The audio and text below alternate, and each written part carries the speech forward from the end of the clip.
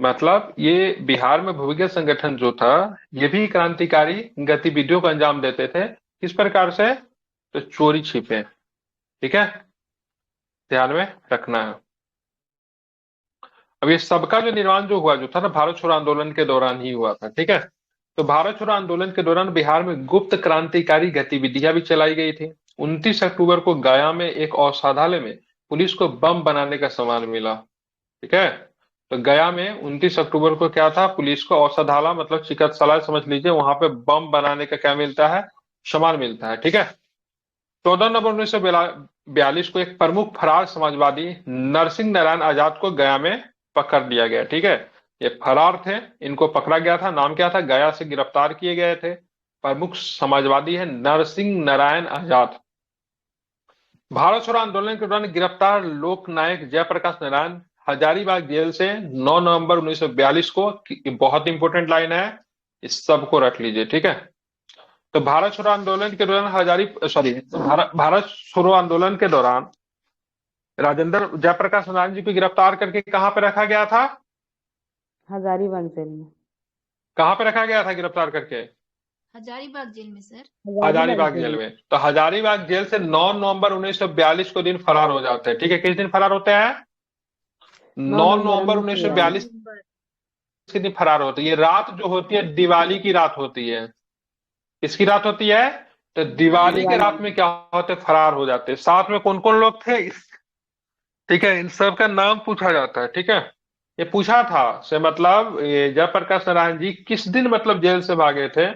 तो दिवाली के दिन भागे थे। ठीक है, और यहाँ पे देखेंगे रामानंदन सिंह, योगेंद्र शुक्ल, सूरज नारायण सिंह, गुलाब चंद्र गुप्त, ठीक है, जिनको गुलाबी भी कहते हैं, शालीग्राम सिंह, ये सब साथ में भागे थे। कौन कौन भागे थे? नाम रिपीट करिए। रामानंदन सिंह, योगेंद्र शुक्ल, सूरज नारायण सिंह, गुलाब चंद्र गुप्त, और साथ में शालीग्राम सिंह, ये सब भागे थे। किस जेल से भागे थे तो क्या बताएंगे?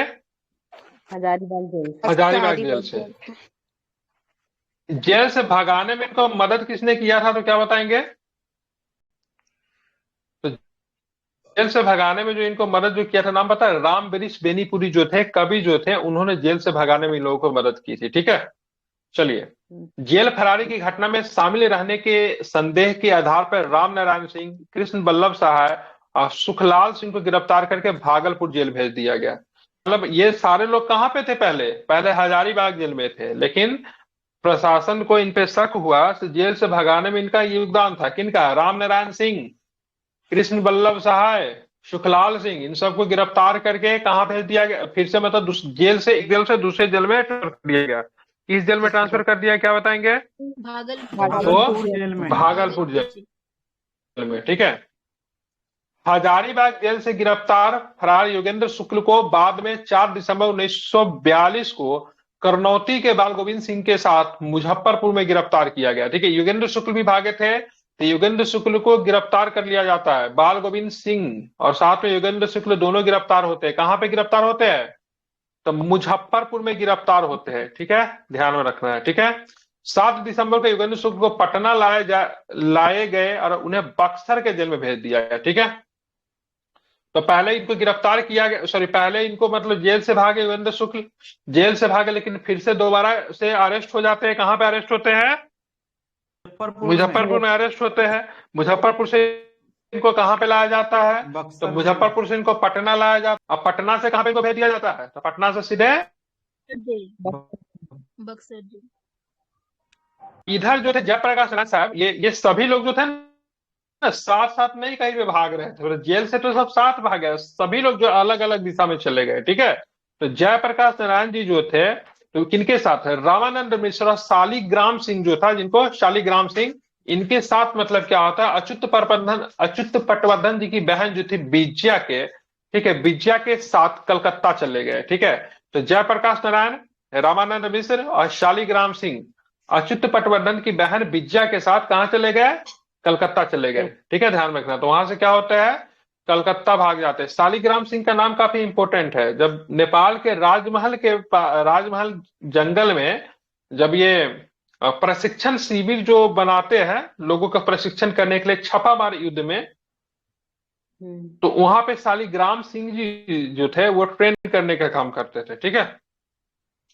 वहां से उन्होंने सूरज बिज्जा के साथ नेपाल तराई के जंगली इलाकों में छापामार युद्ध का प्रशिक्षण देने के लिए शिविर स्थापित किया, ठीक है।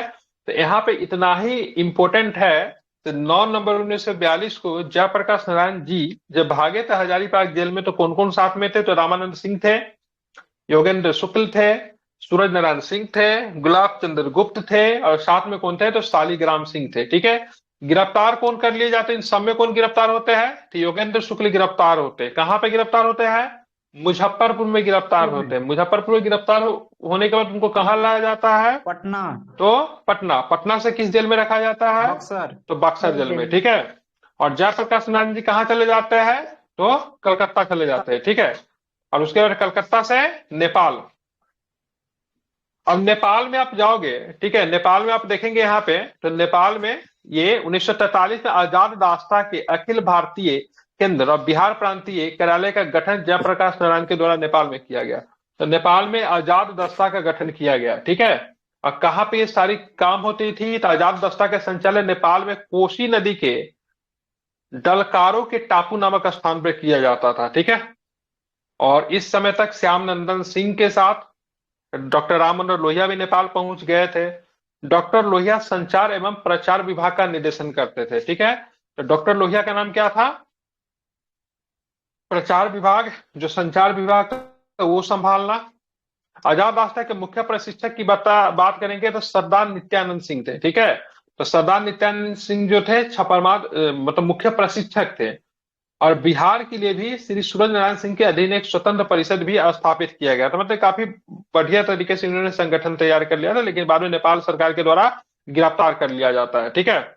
सरदार नित्यानंद सिंह को सोनबरसा में पुलिस की गोलियों से शहीद हो गए थे। तो सरदार नित्यानंद सिंह जो कि मतलब प्रशिक्षक का काम करते थे, क्या लोहिया जो है सर, डॉक्टर लोहिया जो है तो रेडियो के प्रशिक्षक का संचालन का उषा मेहता और लोहिया यही है ना? हाँ बिल्कुल, हाँ राम मनोहर लोहिया, हाँ वही है। भूमिगत आंदोलन चलाया था। हाँ बिल्कुल, ठीक है, सारा भूमिगत ही चल रहा। भूमिगत का मतलब ये नहीं होता जमीन के अंदर छिप के चलाना। भूमिगत का मतलब होता है छिप के चलाना, ठीक है। ऐसा नहीं कि जमीन के अंदर चले जाना उसको भूमिगत बोलेंगे। छिपना, चोरी छिपे चलाना, उसको भूमिगत कहते हैं, ठीक है। अब मई 1943 में जयप्रकाश नारायण, डॉक्टर लोहिया, श्यामनंदन सिंह, कार्तिक प्रसाद सिंह, ब्रज किशोर सिंह, श्याम सुंदर और बैद्यनाथ झा को अचानक नेपाल सरकार के द्वारा गिरफ्तार करके किस जेल में रखा गया था? तो जेल का नाम इंपोर्टेंट, हनुमान नगर जेल में रखा गया था। कौन सा? हनुमान नगर जेल में रखा गया था, ठीक है। सरदार नित्यानंद सिंह, सूरज नारायण के नेतृत्व में क्रांतिकारियों के जत्था हनुमान नगर जेल से जयप्रकाश नारायण और कुछ अन्य बंदिशों को छुड़ा लिया। यहाँ से भी ये लोग भाग गए, ठीक है। हनुमान नगर जेल से भी ये लोग मतलब क्या हुए? भाग गए, ठीक है।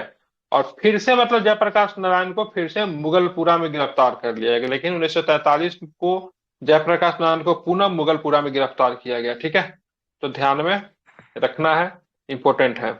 क्या क्या चीजें इसमें आपको बताया। सबसे पहले ये लोग कहाँ से भागते हैं? हजारीबाग जेल से भागते हैं, लेकिन बाद में पकड़े कौन जाते हैं? इनमें से योगेंद्र शुक्ल पकड़े जाते हैं। वहां से जयप्रकाश नारायण कलकत्ता चले जाते हैं। कलकत्ता से फिर कहाँ जाते हैं? नेपाल जाते हैं। नेपाल में जाके क्या करते हैं? आजाद दस्ता का गठन करते हैं, ठीक है, ध्यान में रखना। कहाँ पे रहता है? तो कोसी नदी के डलकारो टापू पे होता है, ठीक है। श्याम नंदन सिंह के साथ डॉक्टर राम मनोहर लोहिया भी उस समय नेपाल पहुंच गए। राम मनोहर लोहिया जी का काम क्या था? संचार विभाग को मुख्यतः संभालते थे। आजाद दस्ता के मुख्य प्रशिक्षक कौन थे? तो सरदार नित्यानंद सिंह थे, ठीक है। और साथ में आपको ध्यान में रखना है, एक स्वतंत्र परिषद बनाई गई थी, किसके नेतृत्व में? तो सूरज नारायण सिंह के नेतृत्व में बनाई गई थी। सरदार नित्यानंद सिंह पुलिस की गोली से शहीद कहाँ पे हो गए थे? सोनबरसा में हो गए थे, ठीक है। उसके बाद मई 1943 में जयप्रकाश नारायण, डॉक्टर लोहिया, श्याम नंदन सिंह, कार्तिक प्रसाद सिंह, ब्रज किशोर सिंह, इन सबको गिरफ्तार कर लिया गया नेपाल सरकार के द्वारा। कहाँ पे रखा गया? तो हनुमान नगर जेल में रखा गया, ठीक है। हनुमान नगर जेल से इनको छुड़ाने में मदद कौन करता है? तो सरदार नित्यानंद सिंह और सूरज नारायण, ये इनके मदद से क्या होता है? ये छुड़ा लिए जाते हैं, ठीक है, ध्यान में रखना। लेकिन फिर से जयप्रकाश नारायण जी को कहाँ से गिरफ्तार किया जाता है? तो मुगलपुरा से फिर से इनको गिरफ्तार किया जाता है, ठीक है। हाँ, 1943 के ईस्वी के अंत तक आजाद दस्ता सक्रिय रहा, परंतु इस आंदोलन के प्रमुख नेताओं की गिरफ्तारी के बाद ये प्रयास क्या था? विफल फ्लॉप हो हो गया, विफल हो गया, ठीक है, ध्यान में रखना। चल श्रीमती गया। कृपलानी की गिरफ्तारी के बाद पटना में 28 अप्रैल 1944 को हुई। श्रीमती कृपलानी जेबी कृपलानी की पत्नी थी। 25 जून 1945 को डॉक्टर राजेंद्र प्रसाद भी बांकीपुर जेल से रिहा कर दिया। राजेंद्र बाबू को, श्री कृष्ण सिंह को कहाँ, किस जेल में रखा गया था? तो बांकीपुर जेल में रखा गया था, ठीक है। तो 1945 को, 15 जून 1945 को इन लोगों को भी बांकीपुर जेल से छोड़ दिया गया, ठीक है। हाँ हाँ। फरवरी 1946 में जयप्रकाश नारायण के रिहाई के प्रश्न पर दबाव बनाने के उद्देश्य से कौन सा दिवस मनाया गया? तो जयप्रकाश दिवस मनाया गया। इसको आपको ध्यान में रखना है, ठीक है। बिल्कुल। मार्च 1946 में संपन्न विधानसभा चुनाव में 152 सीटों में से कांग्रेस को कितने सीटें मिलती है? तो 152 सीटों में से कांग्रेस को 68 और मुस्लिम लीग के 34 सदस्य निर्वाचित हुए, ठीक है। ये दो चुनाव हुआ था बिहार में। एक चुनाव जो था 1937 वाला में, ठीक है, इसमें 37 कांग्रेस को 98 सीटें मिली थी ना, ठीक है। 52 में से मोहम्मद यूनिस 129 में से। ठीक है, ध्यान में रखना है। 98 सीटें मिली थी। 35 में चुनाव का प्रावधान था। 35 में चुनाव हुआ नहीं था। चुनाव 1937 में ही होता है, ठीक है। और ये जो दूसरा चुनाव जो हुआ, प्रांतीय चुनाव, 1946 में हुआ। इसमें से 152 सीटों में से कितना मिला? 68 सीटें मिली, ठीक है। और यहाँ पे मुस्लिम लीग के 34 सदस्य जो थे ये निर्वाचित होते हैं, ठीक है, ध्यान में रखना। और ये जो चुनाव जो था अपने आप में काफी इंपोर्टेंट था। क्यों इंपोर्टेंट है? क्योंकि विधानसभा में सदस्य जो चुन कर जाएंगे 1946 के प्रांतीय चुनाव के आधार पर ही जाते हैं, ठीक है। तो काफी महत्वपूर्ण है ये। तो 22 मार्च 1946 को ब्रिटिश मंत्रिमंडल के 3 सदस्य Patrick Lawrence, Stratford Cripps, AB Alexander के नेतृत्व में क्या आता है? कैबिनेट मिशन आता है, ठीक है। अगर कोई पूछेगा कैबिनेट मिशन का अध्यक्ष कौन था, तो ध्यान में रखना पैट्रिक लॉरेंस था। कौन था? कौन था? पैट्रिक लॉरेंस था, ठीक है। अगर पूछे क्रिप्स मिशन का प्रधान कौन था, तो स्ट्रैटफोर्ड क्रिप्स था, ठीक है। कैबिनेट मिशन कब आता है? 1946 में, ठीक है। क्रिप्स कब आता है? तो 1942 में क्रिप्स आता है, ठीक है। भारतीय संविधान का आधार क्या है? मतलब भारत का संविधान तो कैबिनेट मिशन प्लान के तहत ही बना है, ठीक है। कांग्रेस ने कैबिनेट मिशन की योजना को क्या कर लिया? स्वीकार कर लिया, ठीक है। हाँ, और अंतिम सरकार की योजना का मुस्लिम लीग ने क्या किया? विरोध किया। तो शुरू में अंतिम सरकार में मुस्लिम लीग ने शामिल होने से इनकार कर दिया, लेकिन बाद में सरकार में मुस्लिम लीग भी शामिल होता है, ठीक है। तो अंतरिम सरकार आप देखोगे तो टोटल मंत्रियों की संख्या कितना है? 14 है, ठीक है। जैसे 9 कांग्रेस से है, 5 जो है मुस्लिम लीग से है, ठीक है। तो टोटल 14 मंत्री बनाए गए थे अंतिम सरकार में। शुरू में तो मुस्लिम लीग ने शामिल होने से इनकार कर दिया था, लेकिन बाद में वो भी शामिल होते हैं। टोटल 9 + 5 आपको ध्यान में रखना है। 30 मार्च 1946 को श्री कृष्ण के नेतृत्व में बिहार में दूसरा कांग्रेसी मंत्रिमंडल बना। जून 1946 के संपन्न संविधान सभा के चुनाव में कांग्रेस को 296 सीटों में से 111 पे मतलब क्या होती है? विजय प्राप्त होती है, ठीक है। ध्यान में रखना है, क्योंकि अब संविधान सभा के लिए भी मतलब चुनाव होगा। इस संविधान सभा के लिए चुनाव जो था, इसमें लोगों का पार्टिसिपेशन नहीं था। 1946 में जो चुनाव जो हुआ था, किसका चुनाव हुआ था 1946 में? तो प्रांतीय विधानसभा का चुनाव हुआ था। तो प्रांतीय विधानसभा के सदस्यों में से भी मतलब क्या होता है? तो आपके संविधान सभा के लिए चुन कर जाएंगे। इसीलिए संविधान सभा के लिए जो चुनाव हुआ उसको डबल फिल्टर कहते हैं। अब बोलोगे डबल फिल्टर कैसे? तो 1946 में जो चुनाव होता है प्रांत के लिए, उसमें लोगों ने वोट दिया था। अब लोग जो थे वो चले गए, ठीक है, विधानसभा में जाके बैठ गए। अब फिर वहां से संविधान सभा के लिए चुनाव करने वाली संस्था जो थी विधानसभा थी। तो सबसे पहले लोगों ने चुनकर उसको विधानसभा में भेजा। फिर विधानसभा के सदस्य ने क्या किया? अपनों में से क्या किया? इनको चुना, तो संविधान सभा के सदस्यों को चुना। तो कांग्रेस की जीत के बाद मुस्लिम लीग ने पाकिस्तान प्राप्त करने के लिए 16 अगस्त 1946 के दिन को देश भर में प्रत्यक्ष कार्यवाही दिवस मनाया, जिसको डायरेक्ट एक्शन डे कहते हैं। और इसके बाद मतलब क्या होता है? हिंदू मुस्लिम दंगा की शुरुआत हो जाती है, ठीक है। तो डायरेक्ट एक्शन डे कब था? 16 अगस्त 1946, ठीक है। विभाजन विवश दिवस। हाँ, विभाजन। क्या बोल देते हो बीच में? आवाज भी नहीं आती है, ठीक है। 14 अगस्त को क्या मनाते हैं? विभाजन विभीषिका दिवस मनाते हैं। 15 अगस्त तो आप लोग जानते ही हैं। 16 अगस्त को डायरेक्ट एक्शन डे मुस्लिम लीग के द्वारा मनाया गया था। और जब मुस्लिम लीग ने जब डायरेक्ट एक्शन डे है और बांटो और छोड़ो का नारा दिया, डिवाइड करो, डिवाइड एंड लिव का नारा दिया, तो उसके बाद सभी जगह पे क्या होता है? दंगा शुरू हो जाता है। और उसी दंगा का प्रक्रिया जो था बिहार में भी आपको देखने को मिला। ठीक है, तो क्या क्या होता है? उसी दिन कलकत्ता में भयंकर सांप्रदायिक दंगे शुरू हो गए। इसका दुखद अंत पूर्वी बंगाल में ढाका, नुआखली बहुत अधिक प्रभावित क्षेत्र था। नुआखली में गांधी जी जाके रुके थे, ठीक है, यहाँ पे दंगा को शांत करने के लिए। त्रिपुरा जिले में हिंदुओं की बड़े पैमाने पर हत्या लूटपाट के साथ मतलब यहाँ पे शुरू होता है। पूर्वी बंगाल की प्रक्रिया कहाँ पे आपको देखने को मिलता है? बिहार में भी दंगा शुरू हो जाता है। 1946 के अंत में प्रांत के कई स्थानों पर सांप्रदायिक दंगे भड़क उठे। इस सांप्रदायिक दंगे का व्यापक प्रभाव छपरा में, पटना में, बिहार शरीफ में, जहानाबाद में और बांका में आपको देखने को मिला। ठीक है, और मार्च 1947 में गांधी जी सांप्रदायिक दंगों के बाद बिहार में शांति और सद्भावना का संदेश देने के उद्देश्य से आए थे। और यहाँ पे गांधी जी ने एक बात कही थी, क्या कही थी? इस समय कही थी, चलिए देखते हैं। 9 दिसंबर 1946 को स्वतंत्र भारत की संविधान निर्माण के लिए संविधान सभा का प्रथम बैठक बिहार के सच्चिदानंद सिन्हा की अध्यक्षता में संपन्न हुआ था। ठीक है, तो संविधान सभा की पहली बैठक कब हुई थी? 9 दिसंबर 1946। 9 दिसंबर 1946 को। ठीक है, 46 और उसके अध्यक्ष कौन थे उस समय? 9 दिसंबर को जो अध्यक्ष जो बनाए गए हैं, ठीक है, तो ध्यान रखना है, सच्चिदानंद सिन्हा। सच्चिदानंद सिन्हा जी। सच्चिदानंद सिन्हा। ठीक है, क्योंकि सभा में सबसे बड़ी सदस्य जो थे सच्चिदानंद सिन्हा ही थे। और यहाँ पे फ्रांस में एक विशेषता है, ठीक है, अगर सभा में अगर सदस्य चुनने में अगर दिक्कत हो, जो सबसे वरिष्ठ सदस्य जो रहे ना उनको चुन लिया जाता, तो उसी प्रणाली का प्रयोग करके सच्चिदानंद सिन्हा जी को चुना गया। ठीक है, बाद में 11 तारीख को मतलब क्या होता है? फिर से अध्यक्ष बदलाव किया जाता है, राजेंद्र बाबू को अध्यक्ष के तौर पर चुना जाता है, ध्यान रखेंगे, जो कि संविधान सभा के अस्थायी अध्यक्ष थे। ठीक है, 15 अगस्त 1947 को भारत को स्वतंत्रता मिलने पर बिहार के प्रथम स्वतंत्रता दिवस को बड़े उत्साह से मनाया गया।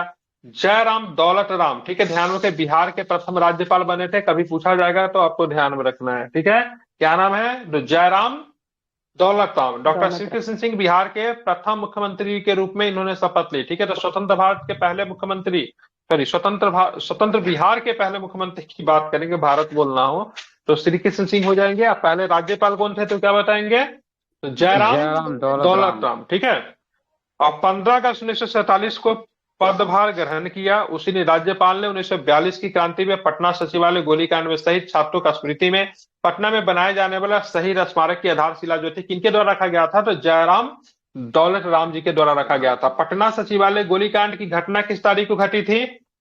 11 अगस्त 1942 को। कब का घटना है ये? 11 अगस्त। बिल्कुल। गोली चलाने वाला अधिकारी का नाम क्या है जिसने गोली चलाने का आदेश दिया था? ठीक है, 11 अगस्त सही है। ठीक है, उस अधिकारी का नाम क्या है जिसने गोली चलाने का अधिकार दिया, आदेश दिया था? आर्चर। ठीक है, बिल्कुल ध्यान में रखना। ठीक है, अब यहाँ पे गांधी मैदान का नाम जो है ना, पहले पटना लॉन के नाम से जानते थे। गांधी मैदान का पहले नाम क्या था? पटना लॉन। ठीक है, अब पटना का जो पटना लॉन जो था वो गांधी मैदान नामकरण कैसे हुआ उनके बारे में हम थोड़ा जानते हैं। ठीक है, 30 जनवरी 1948 को गोडसे ने में गांधी जी की हत्या कर दी। इसे गांधी जी के प्रति पूरे देश, खासकर कौन है ये? आर्चर। आर्चर आर्चर, इनका आवाज इतना लेट से आ रहा है। ठीक है, तो टाइम से आवाज देख लेता हूं। ठीक है, तो ध्यान में रखना है, बिरला हाउस में गांधी जी की हत्या कर दी जाती है गोडसे के द्वारा। इससे पूरे देश में, बिहार में भी शोक की लहर फैल गई। सत्य और अहिंसा के पुजारी गांधी की मसीहाई छवि लोगों के दिलो दिमाग में बैठ गई थी। उसी समय गांधी जी के सम्मान में 15 अगस्त 1948 को स्वतंत्रता की पहली वर्षगांठ के समारोह के लिए बिहार सरकार ने शासकीय आदेश में छपे आधिकारिक निमंत्रण पत्र दिया जाता ना आने के लिए लोगों को, गांधी मैदान नाम का इस्तेमाल किया गया है। ठीक है, तो चलो, झंडा तोलन होगा स्वतंत्रता दिवस के अवसर पे। कहाँ पे होगा? तो गांधी मैदान में। ठीक है, वही पटना लॉन के नाम।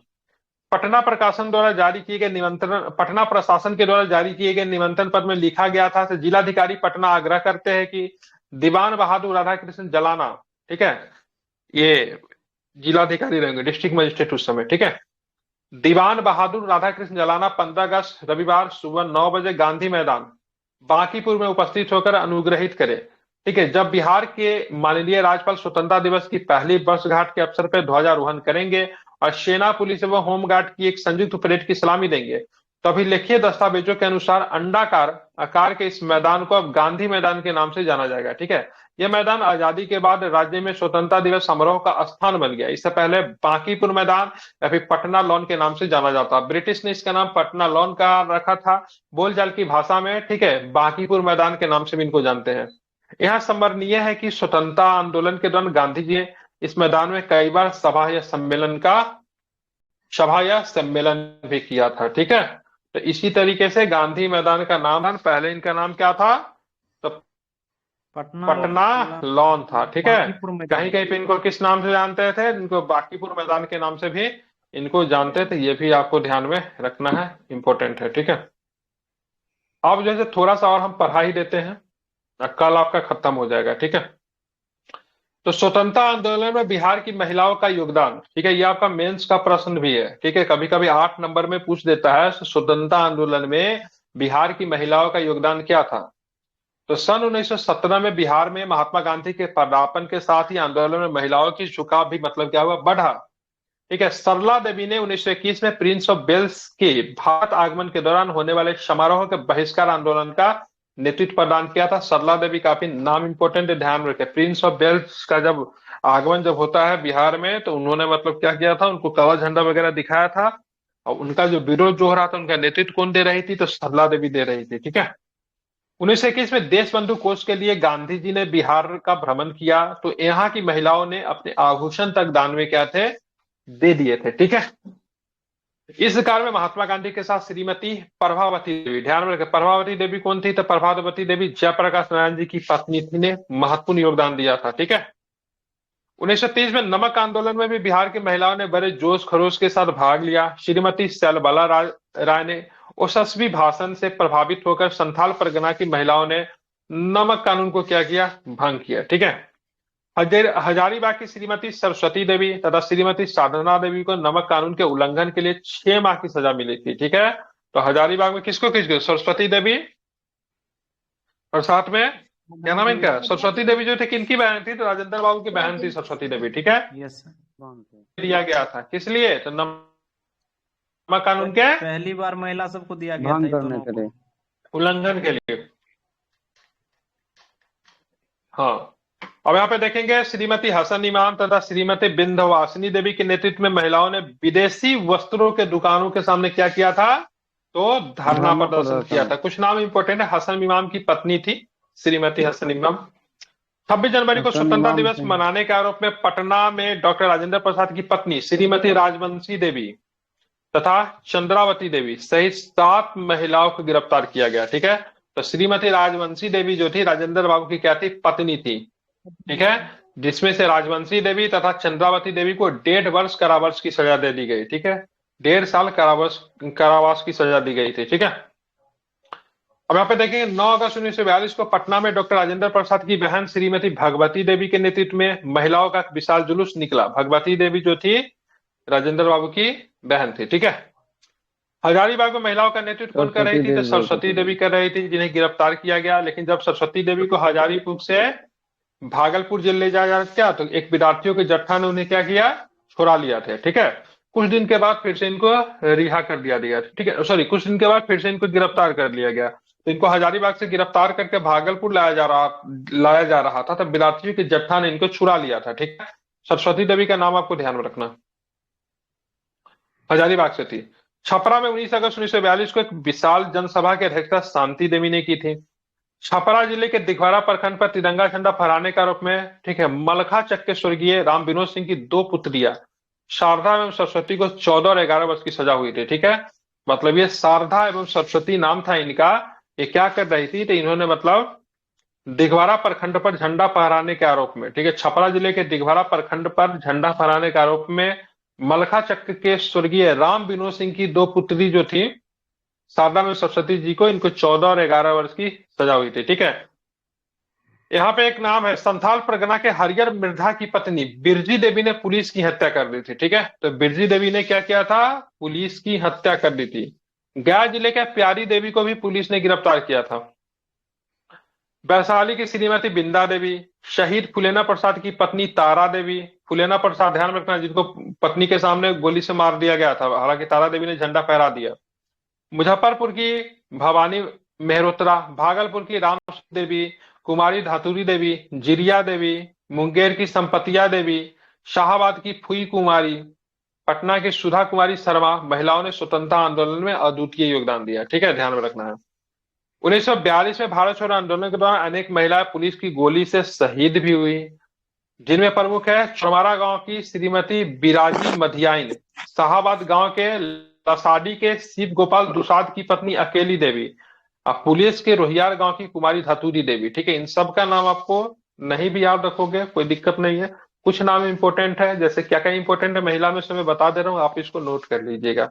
सबसे पहले प्रिंस ऑफ वेल्स का जब पटना जब आगमन हुआ तो उसका विरोध करने वाली महिला का नाम क्या था? तो ये इंपॉर्टेंट है, सरला देवी। ठीक है, इनको आपको ध्यान में रखना है। ठीक है, उसके बाद बात करेंगे जयप्रकाश नारायण जी का पत्नी का नाम ध्यान में रखें, जिन्होंने गांधी जी के साथ रहकर काफी काम किया था, उनका नाम है प्रभावती देवी। ठीक है,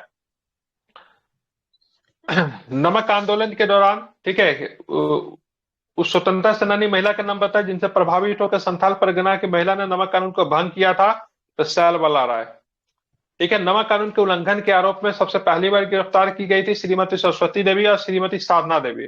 ठीक है, उसके बाद अगर बात करेंगे तो डॉक्टर राजेंद्र बाबू की पत्नी का नाम क्या था? राजवंशी देवी था। ये भी आप चाहे तो ध्यान में रख सकते हैं, सजा हुई थी इनको।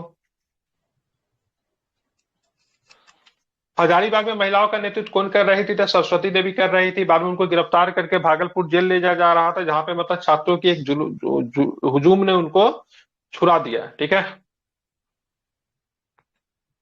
सरदार एवं सरस्वती झंडा फहराने की कोशिश में गिरफ्तार की गई थी। 14 साल और 11 वर्ष की इनकी सजा हुई थी, ये भी आपको ध्यान में रखना है। ठीक है, बाकी जो है कल के क्लास में बिहार भ्रमण पे आने वाले विदेशी यात्रियों के विवरण के बारे में पढ़ेंगे, और ये कोशिश करेंगे 2 क्लास मुझे लगता है और होगा, उसके बाद ये आपका समाप्त हो जाएगा। ठीक है, तो जितना भी मैंने इनको पढ़ा सबको क्या कीजिएगा, घर से इनको रिवीजन करके इसको आइए और आगे पढ़। बिहार में आगे मत पढ़िएगा, बिहार में पीछे का रिवीजन कीजिएगा, करंट में क्या कीजिएगा, पीछे का भी रिवीजन कीजिएगा और आगे भी पढ़ कर आइएगा।